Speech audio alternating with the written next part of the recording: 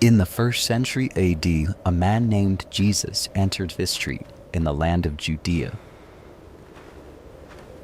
He spoke the native language of Aramaic. He made public appearances in Jerusalem, Galilee, Samaria, and their environs when he was about the age of 30.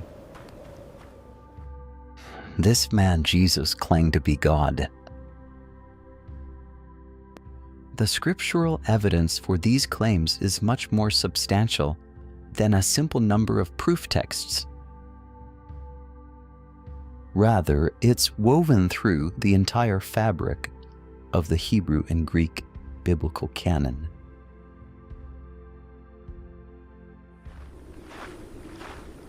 We need to examine not only what Jesus says about himself, but how Jesus aligns himself with the Hebrew prophetic literature concerning the Messiah, his unique relationship, agreement, and participation with the God of the Old Testament, and how his own works demonstrate his divine identity.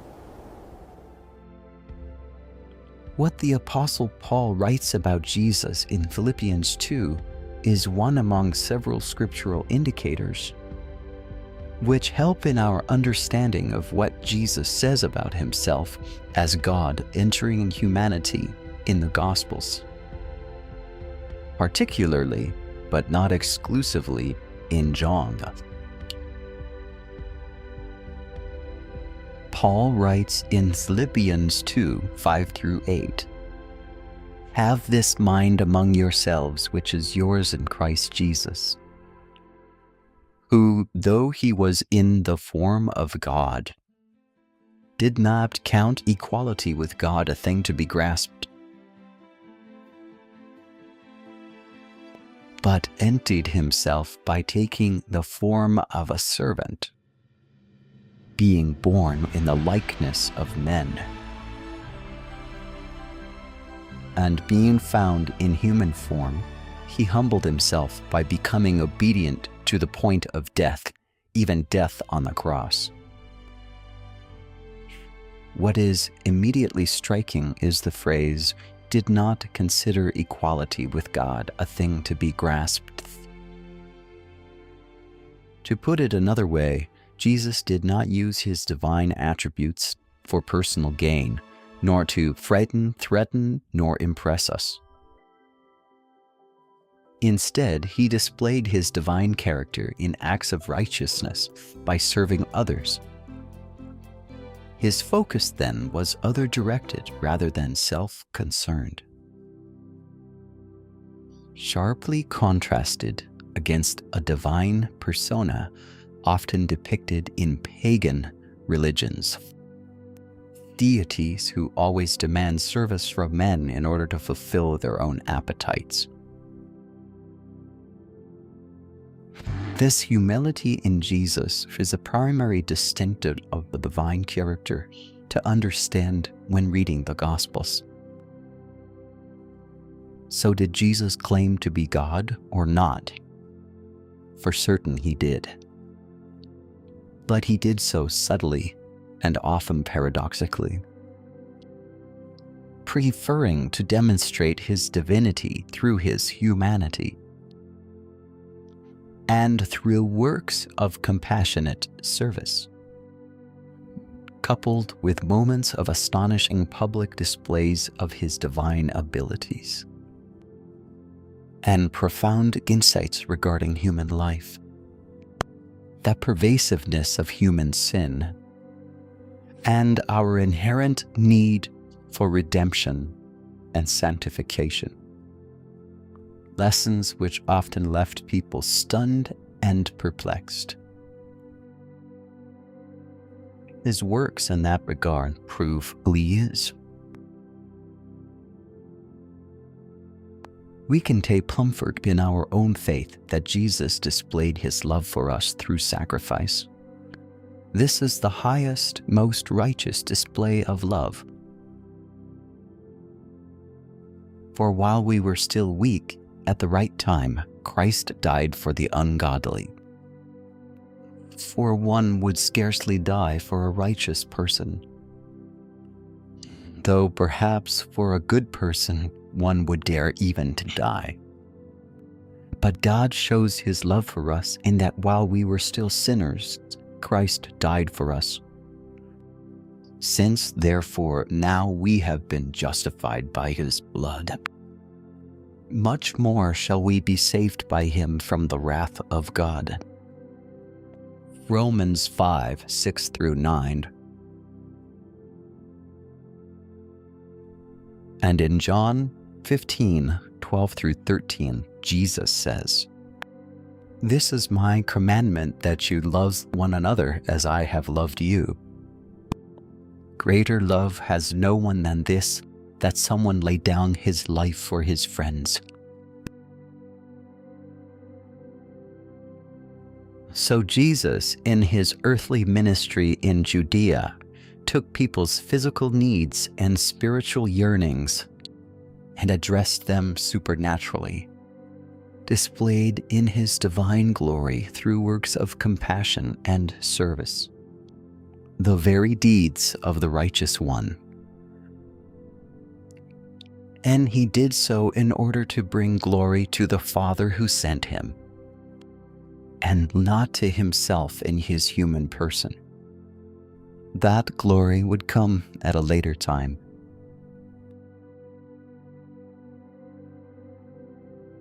This dynamic of Jesus' own divine claims, amidst acts of compassionate service to others, comes to a head quite dramatically in John 10, where we find Jesus in the midst of a dispute with the Pharisees and other religious leaders in Jerusalem. The dispute commences towards the beginning of John's Gospel and furiously escalates into a dramatic confrontation, which takes place in Solomon's portico of the temple.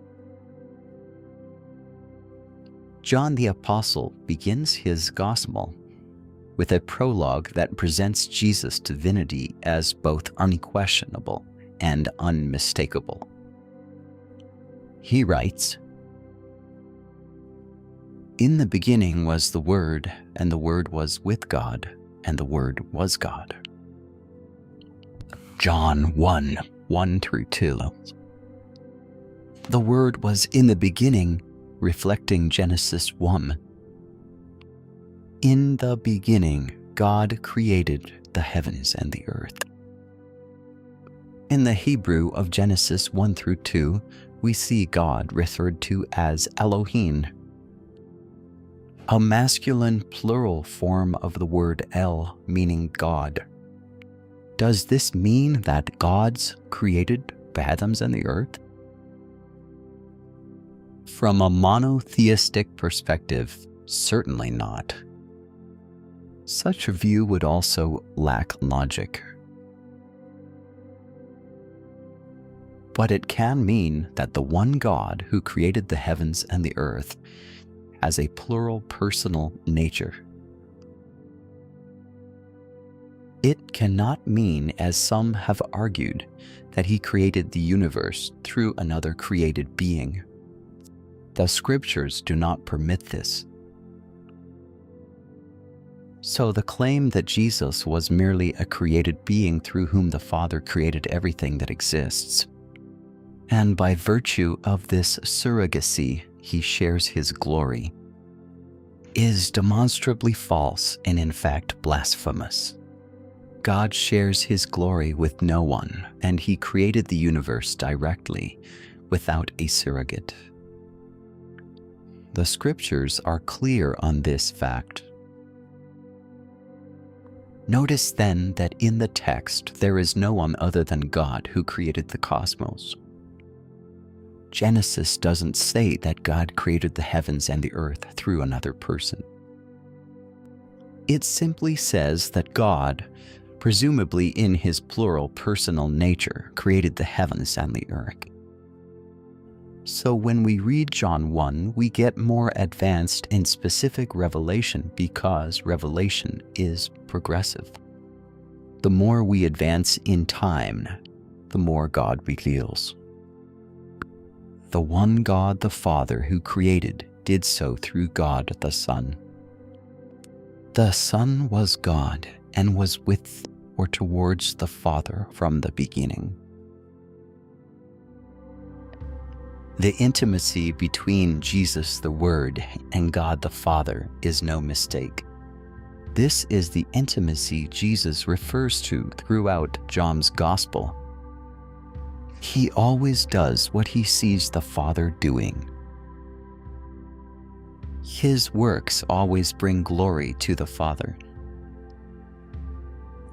John continues, "All things were made through him, and without him was not anything made that was made."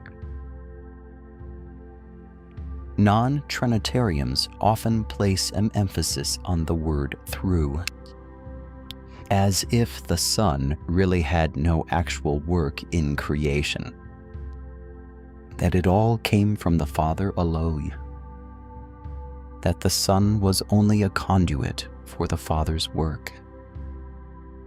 Similar to the works of God through Moses or some of the other prophets. But this passage says more than that. First, we are told that nothing was made without him. Furthermore, Paul tells us in Colossians, "For by him all things were created in heaven and in earth, visible and invisible, whether thrones or dominions or rulers or authorities. All things were created through him and for him." Colossians 1:16. The text tells us that all things were made by him and through him. The multi-personal nature of God is manifest in both John's prologue and Paul's epistle here. The implication is clear: Jesus created.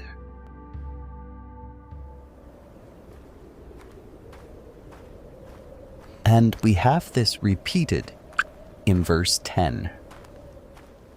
"He was in the world, and the world was made through him, yet the world did not know him."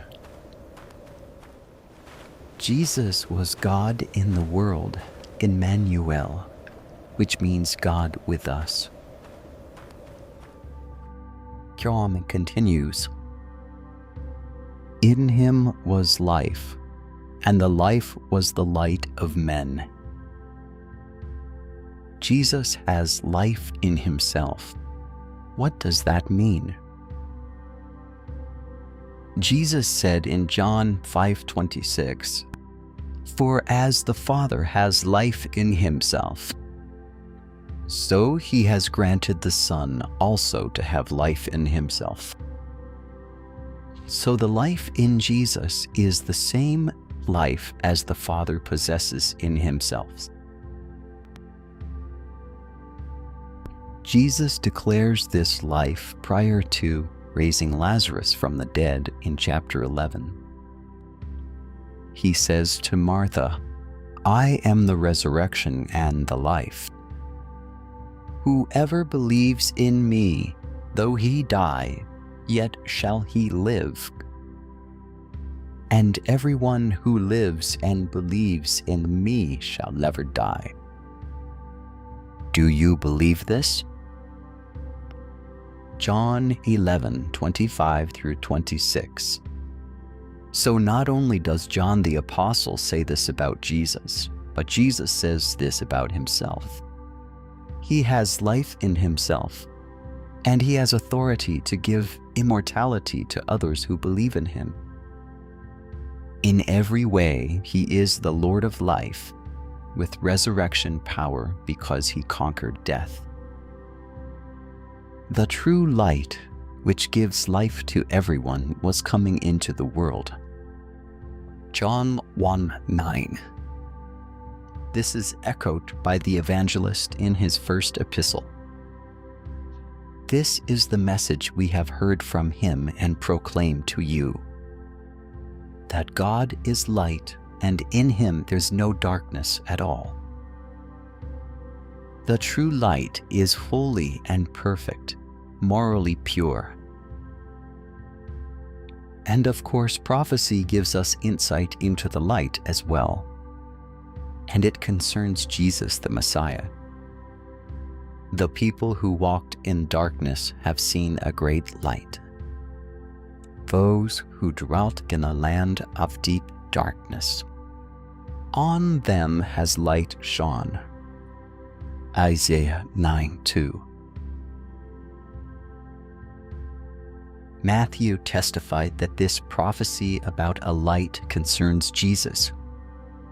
And leaving Nazareth, he went and lived in Capernaum by the sea, in the territory of Zebulun and Naphtali, so that what was spoken by Isaiah the prophet might be fulfilled. The land of Zebulun and a land of Naphtali, the way of the sea beyond the Jordan, Galilee of the Gentiles. The people dwelling in darkness have seen a great light. And for those dwelling in the region and shadow of death, on them a light has dawned. Matthew 4:13 through 16. And God gives us further insight through Isaiah. I am the Lord. I have called you in righteousness. I will take you by the hand and keep you. I will give you as a covenant for the people, a light for the nations, to open the eyes that are blind, to bring out the prisoners from the dungeon, from the prison those who sit in darkness. Isaiah 42:6 through 7. Light, then, in this context is revelatory. Light takes what is obscured by shadow and darkness and illuminates it. So it's the light of truth and understanding, of the revelations, the oracles of God, by which he revealed himself to the ancient patriarchs, like Noah, Abraham, Jacob, and Joseph, as well as to his chosen prophets, like Moses, Elijah, Isaiah, and Jeremiah. And the Word became flesh and dwelt among us. And we have seen his glory, glory as of the only Son from the Father, full of grace and truth. John 1:14. The Word who was with the Father from eternity, who shared his glory and eternal nature, became a man. He took on a human nature in addition to his divine nature. This is what Paul expounded on in Philippians. Jesus, who, though he was in the form of God, did not count equality with God a thing to be grasped, but emptied himself by taking the form of a servant, being born in the likeness of men. Philippians 2:6 through 7. This is the righteous human person who is revealed to us in the Scriptures, has the actualization of God's perfect plan for our salvation. Because our sinfulness embedded in our nature is so pervasive, so egregious, our salvation demands the sacrifice of the most morally pure among us, the righteous one, Jesus Christ. It becomes clear then that John the Evangelist aims to show the divine nature and the human nature of Jesus before he begins the actual narrative beyond this very brief but powerful introduction. To him, Jesus is eternally with the Father, of the same divine essence as the Father, creator of everything. He has life in himself as the Father has life in himself, is the true light, and something even more remarkable, though he has a human nature with all its fragility and need for constant sustenance while in the world, yet Jesus reigns with the Father as God in heaven, the only unique Son of the Father. No one has ever seen God. God, the only Son, who is at the Father's side, he has made him known. No one has ever seen God, the evangelist tells us. One has to wonder who Abraham, Moses, Joshua, Hagar, and so many others saw with their own eyes if it wasn't God. Hagar even says that she saw God and called him a God of seeing, El Roi. So she called the name of the Lord who spoke to her, "You are a God of seeing," for she said, "Truly here I have seen him who looks after me." Genesis 16:13. She clearly saw Yahweh, the Lord. Yet John tells us that no one has ever seen God. This is explained by Paul. Regarding Jesus, he says, "He is the image of the invisible God, the firstborn of all creation." Colossians 1:15. So Jesus is also the very visible image of the invisible God the Father. Jesus claimed this about himself as well. Philip said to him, "Lord, show us the Father, and it is enough for us." Jesus said to him, "Have I been with you so long, and you still do not know me, Philip? Whoever has seen me has seen the Father. How can you say, 'Show us the Father'? Do you not believe that I am in the Father, and the Father is in me? Believe me that I am in the Father, and the Father is in me, or else believe on account of the works themselves." John 14:8-11. So the invisible God whom John speaks of in John 1:18 is the Father. No one ever saw the Father, as the Father remains in heaven's current obscurity. One would need to ascend to heaven to ever see him, and that person would then have to descend from heaven to tell about him. Jesus is the only one who has done this. Jesus said to Nicodemus, "No one has ascended into heaven except he who descended from heaven, the Son of Man." John 3:13. This is why John says, "God the only Son, who is at the Father's side, he has made him known." Jesus has made him known because he was with the Father from eternity and became a man in order to reveal him to us. John 1:18 brings us back, like one of a set of bookends, to John 1:1. Jesus was God and was with God. We are forced by the text to presume from "the Word was with God" that God here refers to the Father. However, in light of grammar's rules, we cannot presume that from "and the Word was God" that the Word was the Father. That is, if there is a distinction between God, the Father, and the Word, which is made clear by the first mention of God in the text, that is, the Word was not with himself, then we are forced into one direction, the conviction that there are two persons called God. Verse 18 further clarifies this for us.